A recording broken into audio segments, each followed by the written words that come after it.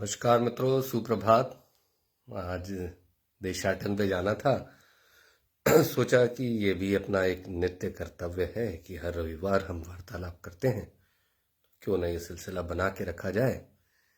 इसलिए सोचा कि थोड़ा जल्दी ही सही, पर अपना फेसबुक लाइव जरूर होना चाहिए।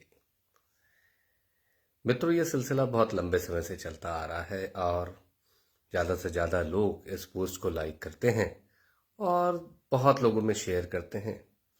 तो कहीं ना कहीं क्रिया होती है, प्रतिक्रिया होती है, वार्तालाप होते हैं, बातें होती हैं और अच्छी बातें निकल कर आती हैं।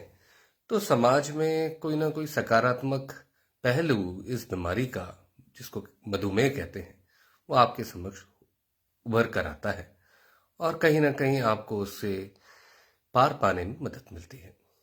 जो उद्देश्य है इन बातों का, वो पूरी तरह से बिना लाग लपेट के खरी खरी और सच्ची बातें करने का है। और इसी दृष्टिकोण से हम काम कर रहे हैं। पिछले 1.5-2 साल से लगातार ये गतिविधि चलती आ रही है। उसका लाभ हम मेरे लिए भी है, क्योंकि कहीं ना कहीं मुझे वार्तालाप करने का मौका मिलता है और आपके पक्ष, आपके पहलू भी स्पष्ट होते हैं। इसलिए मैं कोशिश करता हूं कि आपको प्रासंगिक बातें करूं और ज़्यादा से ज़्यादा आप उसको पसंद करें, ज़्यादा से ज़्यादा लोगों के बीच में शेयर करें, ताकि ये जागरूकता की आंधी कोने कोने में फैल जाए। नींद के विषय में मैं हमेशा बात करता रहता हूं। नींद एक ऐसा विषय है जिसके बारे में हमें बहुत सजग रहना चाहिए। आप सोते हैं, शाम को, रात को आप जब बिस्तर पर लेटते हैं तो आपको नींद आती है, नहीं आती है, त्वरित आती है, बहुत समय लगता है, नाना प्रकार के घोड़े दौड़ते रहते हैं और विचारों के घोड़ों के बीच में कहीं ना कहीं नींद पीछे रह जाती है। करवटें बदलते हैं, कुछ लोग खर्राटे लेते हैं, कुछ लोगों को ऐसा लगता है कि सुबह के समय की नींद पूरी नहीं हुई, शरीर में थकान बनी हुई है, जबकि वो लेटते तो हैं बिस्तर पर वो गहरी नींद नहीं आती। सोचा कि क्या नींद का संबंध मधुमेह से है।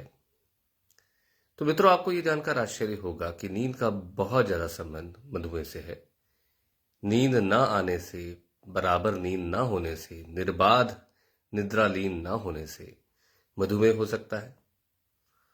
और इसके विपरीत दिशा में मधुमेह के मरीजों में भी नींद आपकी निर्बाध ना हो, ऐसा हो सकता है। तो दोनों एक दूसरे के कारक हैं, तो हमें तो दोनों से ही नियंत्रण चाहिए। तो मधुमेह है तो अपनी खाली पेट शुगर 100 के आसपास रखिए, भरे पेट 180 के अंदर रखिए और 3 महीने का एवरेज लगभग 7% रखें। और ये सुनिश्चित करें कि रात को एक नियत समय पे बिस्तर पर जाएं, लाइट बंद हो जानी चाहिए और नींद आ जानी चाहिए। नींद के आगोश में जब आप सोएंगे तो सुबह आप बिल्कुल किसी भी प्रकार से परेशानी के बगैर उठेंगे। बहुत साफ मन रहेगा, चित्त बहुत अच्छा रहेगा, प्रसन्न रहेगा और आप दिन भर की दिनचर्या बहुत अच्छे से निभा पाएंगे। तो शायद जिंदगी का मतलब यही है। नींद की समस्या क्या है मधुमेह? देखिए, हमारे ऐसे बहुत से अनेक मरीज हैं। लगभग 50% मधुमेह के मरीजों का वजन ज्यादा होता है, सामान्य से अधिक वजन होता है। बीएमआई के पैमाने पे देखें, मैं हमेशा कहता हूं ना, जब हाइट और वेट को आप डिवाइड करते हैं तो उसके हिसाब से आपका बीएमआई निकलता है, जो कि एक नॉर्मल आदमी का हिंदुस्तान में बीएमआई 24.3 के अंदर होना चाहिए। तो जब ये बीएमआई 21-22 से 23-24 की तरफ जाता है तब आप ओवरवेट होने की कैटेगरी में जाते हैं, और जैसे ही ये 24.3 के ऊपर हो जाता है, ग्रेड 1 ओबेसिटी हो जाती है। तो जो मोटापे के दायरे में जब आप आते हैं, तो आप जब आप रात में सोते हैं तो आपका ये जो तालू है वो सांस की नली से चिपक जाता है। ये एक बताने का तरीका है, ऐसा होता नहीं, रुकावट हो जाती है सांस में, अपर एयरवेज रुक जाते हैं। तो रुक जाएगा तो क्या होगा? शुरुआती दौर में, रुकने के दौर में आपको खर्राटे आएंगे, खर खर ठर ठर, लोग खर्राटे लेते हैं ना। तो फिर एक अचानक से, उनकी आपने सुना होगा कि खर्राटे लेने के साथ वो खर्राटे का सिलसिला रुक जाता है, वो अचानक से लंबी सांस लेते हैं और उड़ जाते हैं। ऐसे मरीज आपको घर के आसपास दिखेंगे। तो ये सांस रुकने के कारण उनकी नींद खुलती है और ये सिलसिला लगातार पूरी रात चलता रहता है। खर खर खुर खुर ठर ठर ये आवाजें आती हैं, सुनने वाला भी ये संगीत सुनते सुनते परेशान हो जाता है और फिर जो संगीत जहां से उत्पन्न हो रहा है वो भी मित्रों बहुत ज्यादा आनंद की अवस्था में नहीं होता। उसकी बार बार नींद खुलती है, फिर वो सोता है, फिर नींद खुलती है। तो ये जो बार बार नींद खुलने की अवस्था है इसको कहते हैं एपनिया। और ये एपनिया का पैमाना नापा जाता है, एक स्लीप एपनिया नाम का टेस्ट होता है उसमें, स्लीप स्टडी। तो उसमें जब ये पैमाना 11 के ऊपर हो जाता है, एक समय था लोग 15 के ऊपर मानते थे, तो हम बोलते हैं कि आपको स्लीप एपनिया सिंड्रोम हो गया है। ऐसी अवस्था जहां पे अज्ञानतावश या कह सकते हैं आप इससे भिज्ञ नहीं हैं, अनभिज्ञ हैं, पर आपकी सांस रुक रही है। और ये सांस रुकने का सिलसिला जो है ये आपके ब्लड प्रेशर को बढ़ाता है, आपकी एकाग्रता, आपके चित्त मन को खत्म करता है, और कहीं ना कहीं आपके काउंटर रेगुलेटरी हार्मोन्स जैसे ग्लूकागॉन, कॉर्टिसोल, कैटेकोलामिन्स बढ़ जाते हैं, तो शुगर भी बढ़ने लगता है। धीरे धीरे ऐसे मरीजों को हृदय रोग, मधुमेह, ब्लड प्रेशर, कोलेस्ट्रॉल, अन्य बहुत सारी बीमारियां जो आप अपने जीवन में नहीं चाहते हो उनका पदार्पण होने लगता है।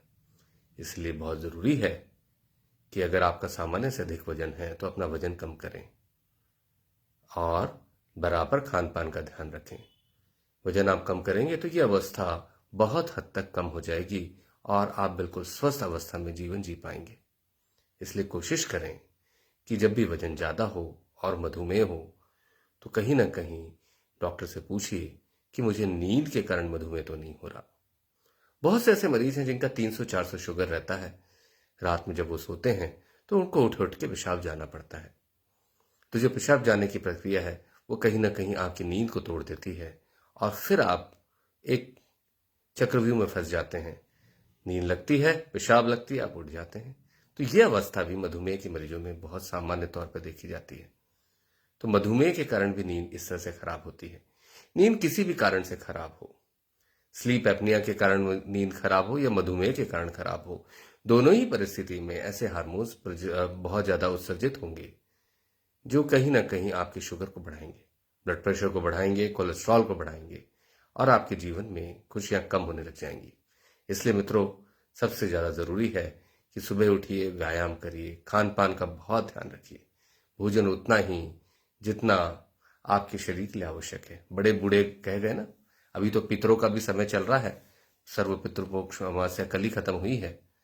तो पितरों ने भी यही कहा है, हमारे पूर्वजों ने भी कहा है कि जितनी भूख है उसे 2 रोटी कम खाइए। वैसा आपको भी करना चाहिए।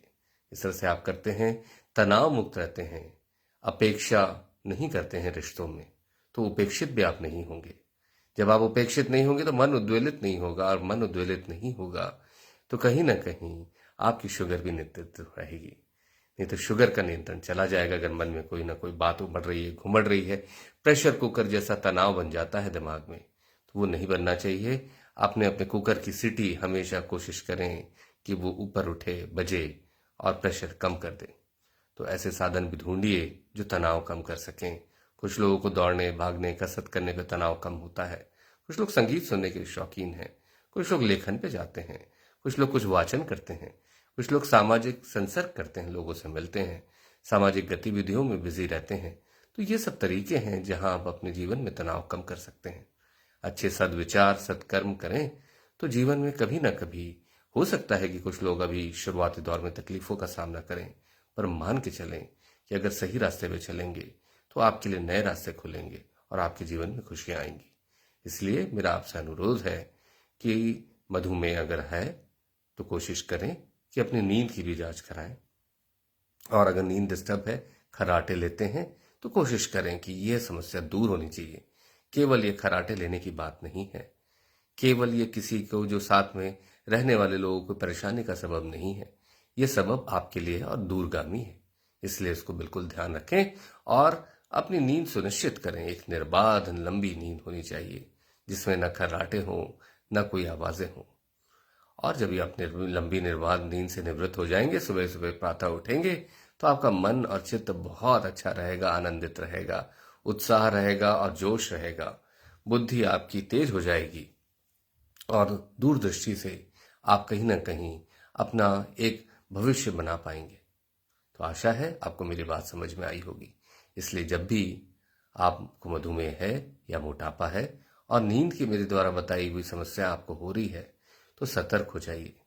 एक लंबी निर्बाध नींद के लिए जरूरी है कि हम अपने डॉक्टर से बात करें और सही दिशा में इलाज कराएं। मधुमेह के मरीज अपने हार्मोन रोग विशेषज्ञ से मिलें, एंडोक्राइनोलॉजिस्ट से मिलें। वो आपके लिए एक ट्रेन डॉक्टर हैं जो आपके जीवन में खुशियां लाने की क्षमता रखते हैं। आशा है आपको मेरी बात समझ में आई होगी। धन्यवाद।